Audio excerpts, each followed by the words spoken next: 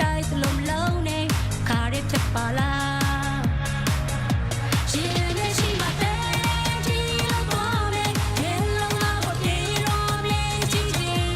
လူကြရဲ့မတော်ရဲ့လမ်းတော့ဆွဲပါကြီးစွာရှိတော့မလေးချင်းများချင်းနဲ့ဆွဲထားဖို့ရေဆွဲထားလို့ကိုဝဲဆွဲထားပြောရည်ဆွဲထားဖို့ရေဆွဲထားလို့ကိုဝဲဆွဲထားပြောရည်